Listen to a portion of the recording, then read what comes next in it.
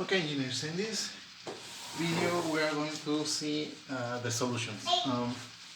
Okay, now for this problem, the one that we saw in the previous video, we have the matrix equation like this. Derivative of x vector equal to a matrix, or in this case the matrix A happens to be 1, 3, 5, and 3. X vector. Now, the problem tells that this is the first solution and this is the second solution. How are we going to get that solution? Well, that's on the next video. But for the moment, let's prove that they are or not solutions. Okay, so for the first one, let's try this one here. Okay, so x1 vector is equal to 1 and minus 1 and the exponential minus 2t. Okay, let's see if that happens to be a solution. So on the left, here on the left, what we have to find is the derivative of x1 vector respect to the time. Okay, so what is the derivative of this? Derivative of the exponential. So these two numbers are the same, 1 and minus 1, but here the exponential happens to be derivative of this minus 2 exponential minus 2t. Okay, if we introduce the numbers, here is going to be minus 2 exponential minus 2t, and then minus and minus 2 exponential minus 2t inside of the vector. Now this is on the left. Now let's do the right operation. On the right operation, what we have is 1, 3, 5, and 3, and then x vector, the A matrix times the x vector, and the x vector, this is the solution, this is the proposed solution. Okay, so it's going to be exponential minus 2t. If we introduce the exponential inside the vector, minus exponential minus 2t. Let's do the operations. Okay, so this row times this column is going to be exponential minus 2t minus 3 exponential minus 2t. Okay, and then this row times this column, 5 exponential minus 2t, and then minus 3 exponential minus 2t. So what is the result of this? Now, 1 minus 3 minus 2 exponential minus 2t, and then 5 minus 3, 2 positive, 2 exponential minus 2t. As you can see, this number and this number, they are the same, which means that the derivative of x1 vector respect to the time is equal to the A matrix x1 vector, and this is true. So it is solution, because this is equal to this, then it is solution. Okay, now that was for the blue one. What about the other solution?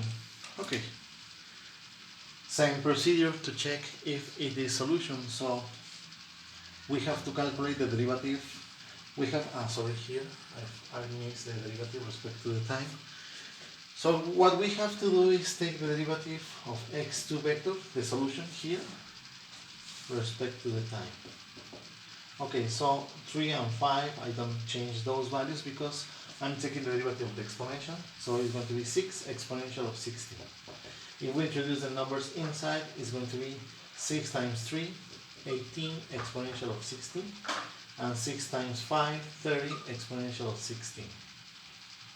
Okay, that was the left side. Now, on the right side is A matrix times my x2 vector. Okay, let's see what happens. So what you have is 1, 3, 5, 3, and then the solution. This is the solution. I'm going to use the numbers inside of the vector. 3 exponential of 16, and then 5 exponential of 16. So the multiplication is going to be this row times this column.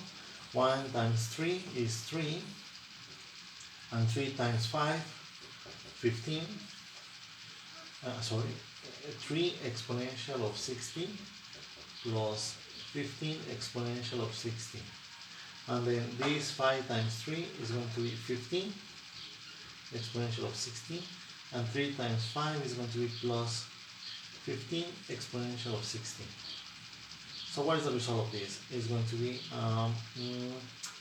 18 exponential of 16, and then 30 exponential of 16. Now this happens to be the same as this one. They are equal, alright? Now this is the derivative. So what we have proved is that the derivative of the second solution with respect to the time is equal to the A matrix times my second solution. So it is also solution. Because we have proved that both are solutions, then what we usually do to write the result, the final result, is just the general solution. The general solution is going to be C1, my first solution, and my first solution is 1 minus 1 exponential minus 2t, and then C2, my second solution, is going to be, the second solution is 3, 5 exponential of 16.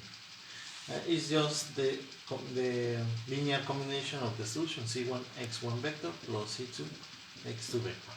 So this is the final solution, and that's what we are going to try to find, engineers. In the next video, we are going to see how to find x1 vector and x2 vector. What I can tell you from now is that the solutions, the proposed solutions,